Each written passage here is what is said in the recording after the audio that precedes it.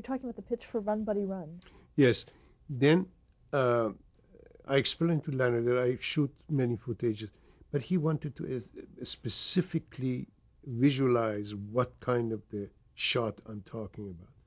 And I was saying that, for example, he's running and all of a sudden he falls. And then we look down and he's gone through a sewer hole and things like that. And he was listening to all of it. And the whole thing finally finished. And I wanted permission to leave. And then they turned back to unit production manager and I said, so you're going to shoot tomorrow? And he says, no, tomorrow we cannot. This is why.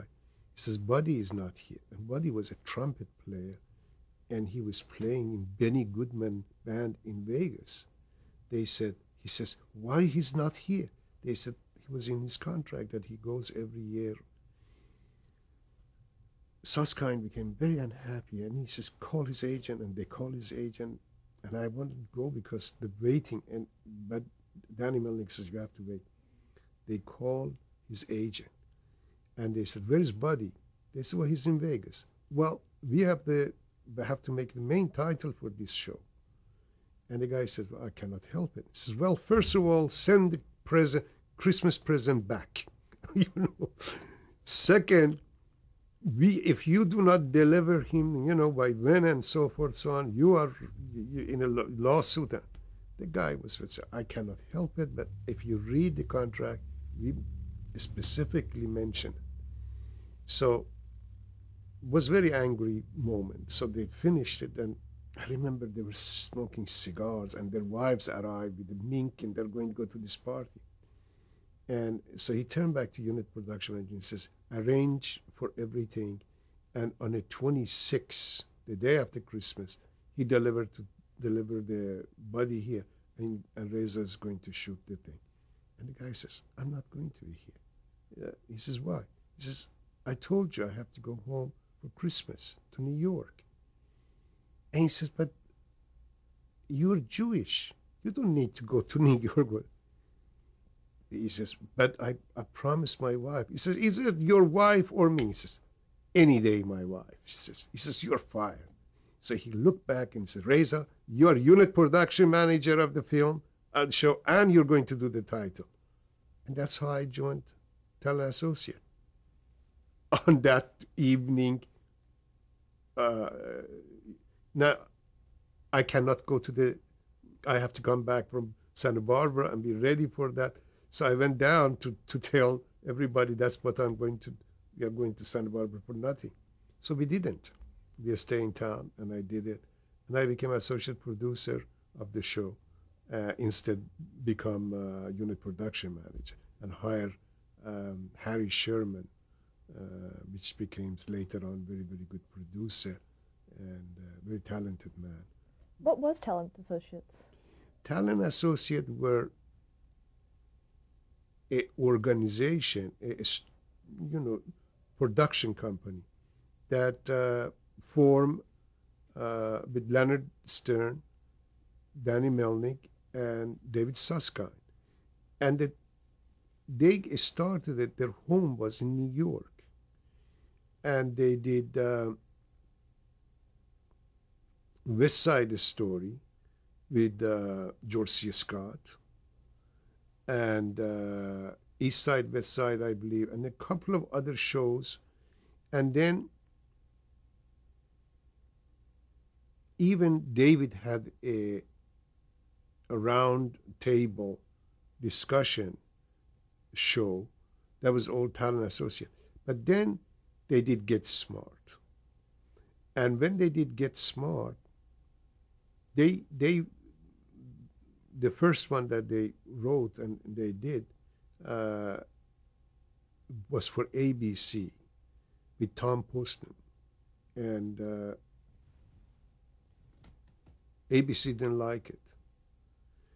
So they sit down and rewrote it. And they took it to NBC because NBC had a contract with Don Adam. So they said, if Don likes this script, they're going to. So they put it together and that's how it happened. And then after a few years, we did that. NBC let go, and we went to CBS, and then till the end we were with CBS with the so touch all three network. What were Yes. your duties on Get Smart? I directed it, Get Smart, and did the every year we changed the title. Part of the title has to be changed, which is the car that they're driving, the Sunbeam, and I go and shoot that and insert it, um, and then that was how we did, and we did as well as some second unit stuff I did on it, um, like Don was directing a show that and required that be in the Sahara, and they came with a couple of load of sand truck. They put it on a stage, and it says here, and then with some cardboard that shows the dunes, and they said here, and he was just devastated. They didn't have money to do it. So on the weekend, I went with some friends to Salton Sea, and drove over there past Palm Spring, and we shot. We took the wardrobe and we shot in a huge sand dunes, and I make the show. It was fun. It was fun to do that. What about the episodes that you directed? I did a couple of years prior to that. I did something with Bob Altman and John Cassavetes. We did a presentation about World War I aeroplanes by the name of Chicken and a Hawks. And this was the dogfights of Faulkner planes with the Newporters. And we had this very famous stuntman, Frank Tallman. And Frank was old. I mean, he was like 2 weeks younger than God.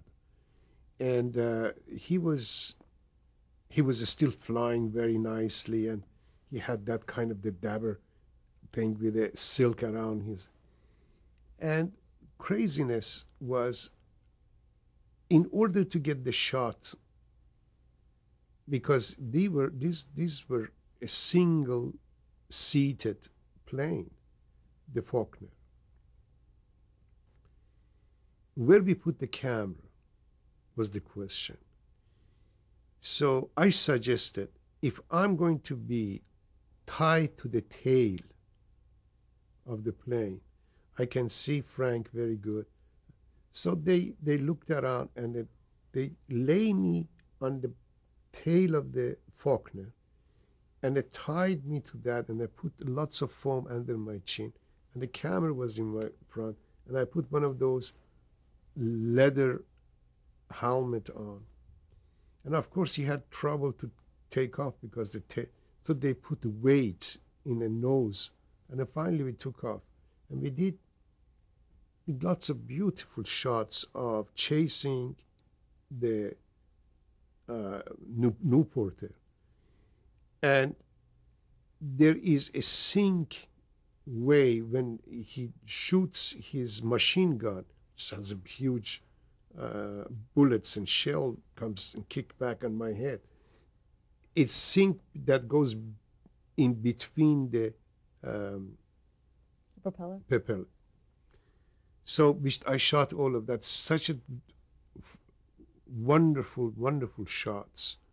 And Bob loved this stuff, all that footage, and cut those things to an English musical, Oh, What a Lovely War. And it became a wonderful thing to show around. Anyway, when I went to do this episode, direct this episode of Get Smart, it was about the Baron and World War. So it was one of those kind of things that they go against the chaos, and there was a dogfight. So we used those footage, my footage, and then I shot the rest of the series and that episode. It is was lots of fun to do that. That was one of them. There was another one that I shot about that Don was sick, so they brought somebody else, and the whole episode was Don is in the hand of chaos and how we go to get him out. I forgot the name of it. They brought the guy that played Jose de Menes, Bill Dana. Bill Dana, to play it, and he did. And Was it called Ice Station Siegfried? yes, yes, and that was fun to do it in Alaska or somewhere. They have to go, and yes. As a director, how was working with Don Adams and Barbara Feldon? It was wonderful. They knew me because I was doing so many. I was always around from very beginning. They saw me. So when I was doing it, it was good. The problem, no, there was not a problem. I did a couple of shows with Don Adam and the other Don. What's his name? The comedian, crazy, always insult everyone. Oh, Don Rickles. Don Rickles. He used to come and he says, where did you park your camel? To me. I mean, he says, they have a short budget. They only hire short directors. I mean, he constantly had so much thing to tell me about. But we did a couple of very good shows. I did with them, with both of them. Did you work at all with Mel Brooks and Buck Henry? Never. Years later, Buck Henry, I directed Buck Henry in a test that Danny Melnick was going to do a feature, and I did test all of these famous comedians to do one scene, same scene, everybody, and I did Buck and tested him in that. And then later on in Falcon Crest, he came as a guest star, and I worked with him then. And that was it. Did you work closely with Leonard Stern? Very much. I liked to work with Leonard. Leonard was very involved and engaged and reachable. But Lenny was very, very... Sometime, I remember so many wonderful things. I was doing Run Buddy Run. We were doing the pilot. The very first day, Leonard is directing. We arrived to the set, which was in the back of the studio in CBS Studio Center on a parking lot. They built this grocery store. As we arriving, we see an ambulance is pulling out. So he says, what's happened? What happened? We're asking. And they said, he sat on a motorcycle body and fooled around, and the motorcycle took off and went through the wall. So they sent him to the hospital. This is the first day. Then we said, okay, because we cannot do anything. Meanwhile, till he come back, and the news come that he didn't break anything, but there's scratches and so forth. So can we do other scene? And we started doing the other scenes. So DP is not here yet. Where is he? He's coming. He's in his car. So somebody went to get him, and he walks out of his car, this man, and he dropped. And he was drunk. So his first day of work for Leonard was, I mean, a series of everything that can go wrong. But nevertheless, it was that kind of a show. They were behind, and then we went to a location, to this ancient gas station. But the rain came, bad rain. And then now we are coming to go, it's just rapid, this is silly.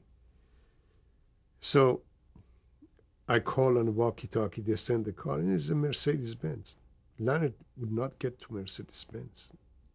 He promised never ever he sits in a Mercedes-Benz. He didn't want to, because it's a German car. And we had to send the car back, and we're standing in under nothing, till the Ford comes, and we get in that and become that. Lanny was like that. The chief, the guy that played chief, Ed Platt. Such a lovely, lovely man. But he had, sometimes he didn't even say anything. He just give you a look. Like we walk out of the stage and Ed look up and says, "What a gorgeous day." And Leonard says, "Thank you," and walk away. And he meant it, That was. How long did you remain with Talent Associates? I was there till.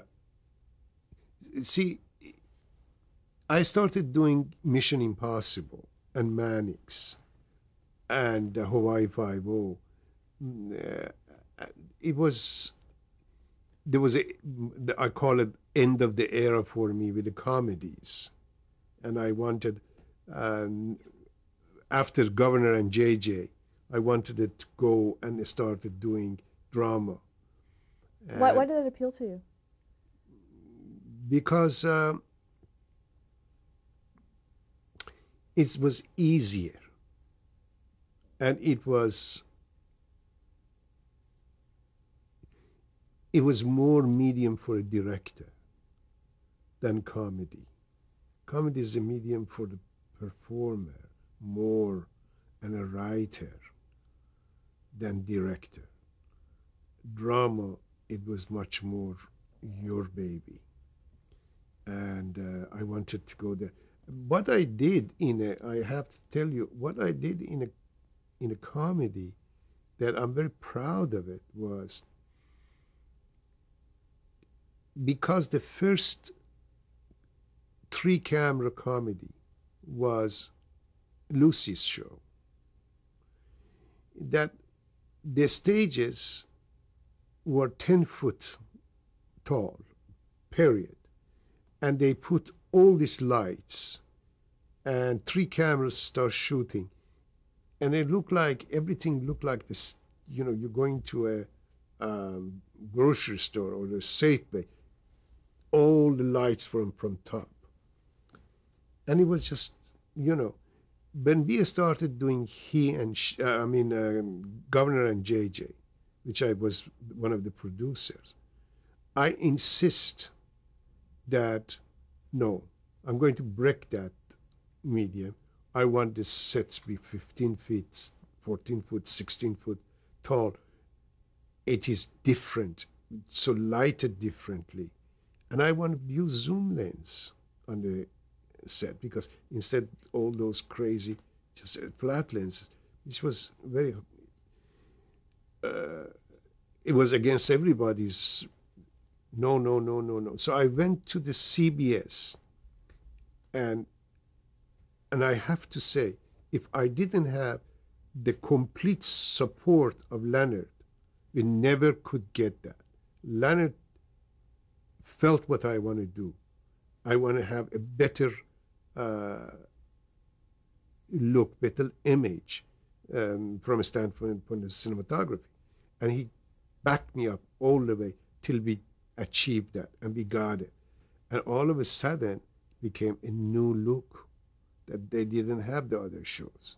We established that's crisper, better look. And that was my contribution to that, And there are few shows that later on did follow that, especially at CBS. What shows were those?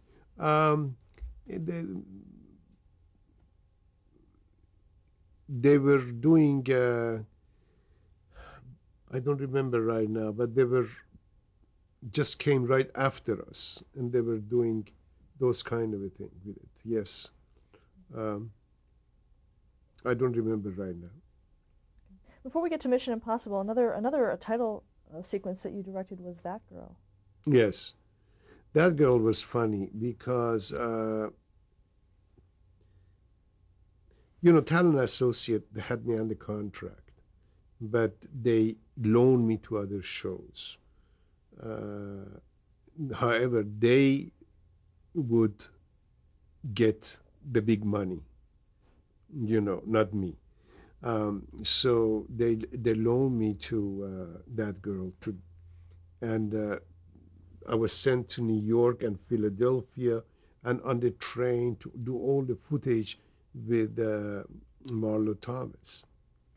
And I I had this idea. Would have been wonderful if I can create a kite that has that kind of the face on it, and she sees it in a park, somebody flying it, and it start the whole association between herself and that.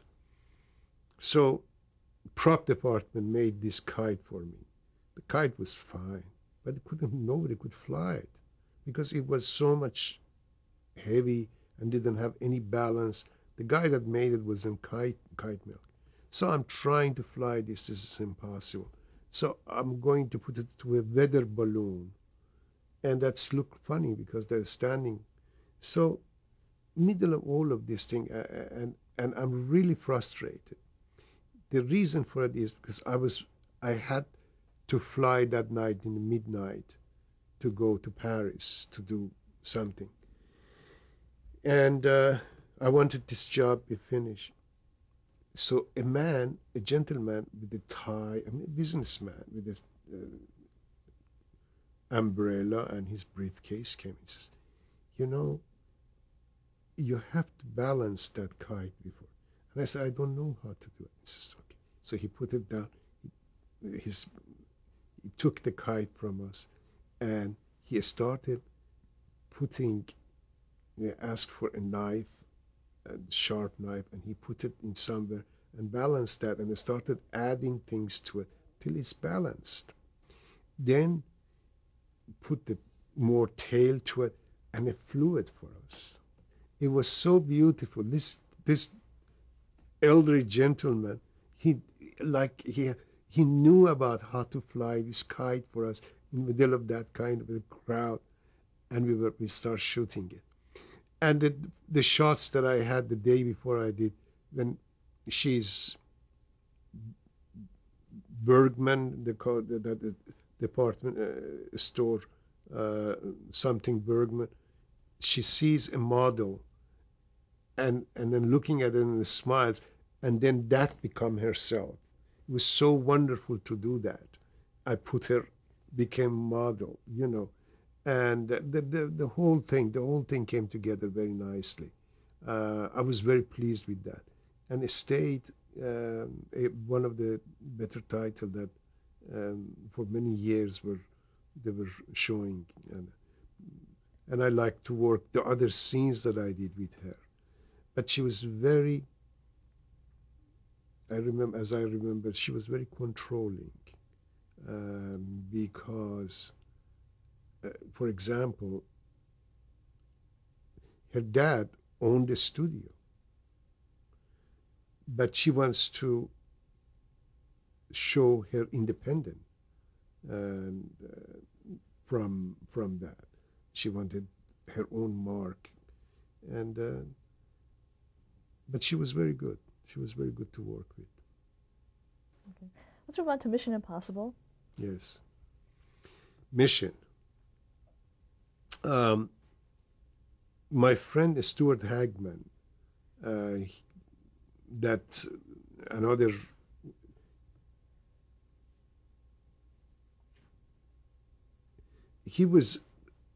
we arrived to this town on the same day. He won the Directors Guild Award for Best Student Film that he made a film in Chicago about the Greek neighborhood that were tearing it down. And it was a kind of the goodbye with that neighborhood. And very lovely little movie. And we both were sitting outside of Robert Altman's office in Universal to meet him, and the secretary comes out and told us it's not going to be till afternoon. And we introduced ourselves to each other, and we went to lunch, and we became friends. And we worked together when Stewart directed the behind the scene A Strange Bedfellow with Gina Lollobrigida and Rock Hudson, and I shot it for him. I was a cameraman. And our lives were together. We meet often. And then when I went, after my contract, I went and worked with John Urey Associate. And Stewart, I brought Stewart over there and introduced him to John. And they became good. And they made many, many award-winning commercials. Now he was doing Mission, and he took me there to introduce me to executive producer Leonard, and that's how I got to do the last show. My first show was the last show of Marty Landau and Barbara on that before they left. And then I stayed with the show all the way to the end. And I did quite few of that show. Mission was a wonderful, wonderful time of my career. And I was crazy for those visuals. And that was the show that allow you to do whatever you want to do. In my first show, I put, there was Interrogator, I believe, and Marty was questioned by this German type, and a very good actor, Hellstrom, was, which I worked before with, and Hellstrom was questioning him. Instead of being just a question and answer, I put like a barbershop chair, which leaned back and forth, and a stand on a kind of the platform that Hellstrom is standing over there and asking, and the two lights. And then I made the whole thing turning around constantly. So the background is moving. And it created effect as though that, you know, when you're going to go dizzy and everything is turning, it gave that kind of the feeling and became faster and faster. And it was just effective. There is a book named Complete Dossier of Mission Impossible. Marty is saying that Jack Nicholson comes to visit him. And he was on the set when I was doing that scene. In the nature of this scene, in this question and answer between interrogator and interrogator, changes. He becomes the questioner. And the other guy it's just like it, rises against. And it was so beautifully done by him that Nicholson felt that Marty went out of, is losing it. He went crazy because it was so in the part. It was such a gorgeous moment. It's up there to change the tape.